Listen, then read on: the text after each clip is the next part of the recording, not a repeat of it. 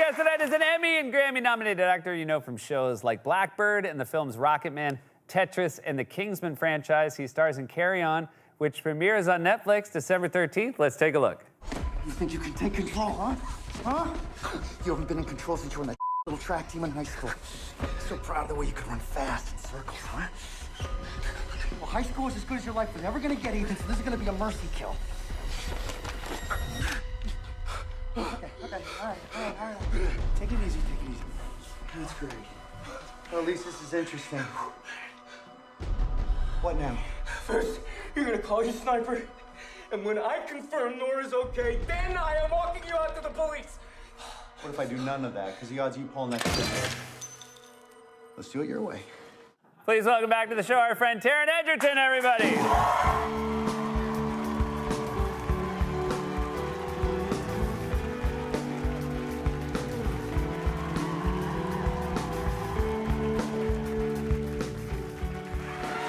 Welcome back, Taron. Hi. Thank you. We're always very happy to have you in New York City. Last time we spoke, you were going to take in some Broadway shows. Yes. Any big plans this time? Well, I'm in the process of training for a film, so I can't really enjoy any of the Oh no, you can't eat? the culinary delights of New York City. Terrible city In to fact, be at. you've got Levain Bakery, Yeah, we leave big old cookies. and they are like Yeah. crack. Can I Those tell you my evil plan?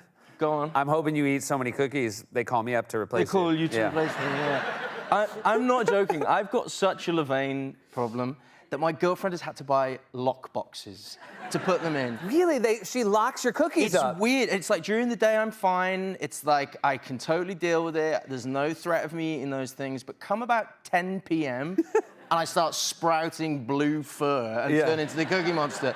It's an issue. And that's they say there's no good time to eat a cookie, but like 10 p.m. is the worst time. No, definitely not the time to eat a cookie. Not a at good 10, night's sleep after And you- those things, they're like little mountains of delicious, gooey, gorgeous brilliance.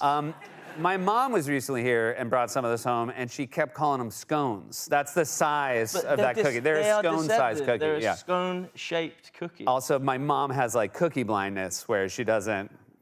I'm like, those are cookies. You can stop calling them scones. Why does she feel that scones are like a more healthy? No, she just like every time she sees a cookie, she like misnames it something else, and it's really, it's an awful disease. It's amazing. That's cute. That's cute. That she's managing to make it work. Nice. Have you ever had a role where they tell you like you should put on some weight for this one? Because I feel you're one of those actors where they're always like, we need the absolute best of you. Well, I mean, I don't know what it is. It's like professionally, I just seem to be required to constantly have to trim down and lean out. I'd love to play a guy who had to put on 40 pounds. Yeah. Who could I play? What could I do? I don't know. I mean, the bummer is like, I get the action movies, but then you were in the Tetris movie, and I feel like that guy could have. He was pretty regular, average Yeah, he was Joe. a regular Joe, and then he still looked more like you than me, you know? Yeah, thank That's you. the problem. That's very sweet. I meant it as sweet. Thank you. This is a fantastic movie where you're doing a lot of running around as well. Yeah, you play a TSA agent. I do. Maybe in a way we've never seen a TSA agent. Yeah, it's like TSA agent on steroids, maybe, by the end of it. Yeah. Not literally, but spiritually. Yeah. Yeah, so I play a TSA agent who has the worst day of his life on Christmas Eve, yeah. There is a real die-hard element to this movie, and I mean that in the most complimentary way, which is we're talking about the Christmas season, we're talking about somebody getting called into action, maybe at a level they're not usually called to action for. Yes, exactly, yeah. He, 2 hours into his first shift on the security scanners, someone hands him an earwig and says, "This isn't mine." Simultaneously gets a text saying, "Put it in your ear," and it's Jason Bateman saying, "I'm gonna kill your girlfriend." Wow. Yeah. That's a wonderful way to spend Christmas. Yeah. But it is, I mean, it's genuinely a fun movie as well, which I think we need this holiday season. Die Hard was such a fun movie. Yes. Bateman's a fantastic villain. He is amazing in the movie, yeah. And you actually talked to some TSA agents to find out about their day-to-day. Yes, I did. Did they appreciate that? I would imagine when an actor of your caliber stops by TSA to say, I'm researching a role, they must be happy. Yeah, I think, well, it was someone who was employed by production who came to New Orleans to help us out. Okay. Yeah. I have to say, a lot of that has escaped me now, 2 years on. I've not You've already forgotten? I've retained some of the specialist skills. Have you already reached the point where you're leaving your water and your carry-on? That's how bad? Yes, yeah. Like, well, didn't you play one of us, dude? Yeah, I know. I'm sorry. That's bad, isn't it? That's bad. It takes place in LAX, but you did not shoot in LAX. No. You shot in New Orleans. We shot in New Orleans. In a working airport? In a decommissioned wing of Louis Armstrong. Okay, gotcha. Yeah. And they made it look like LAX. They made it look like LAX. Is it fun to spend all day in a make-believe airport? Yeah, it's reasonably fun, yeah. I mean, I guess it's nice to be in an airport and know, like, there's no chance of your flight being delayed. But, yeah, exactly. Yeah.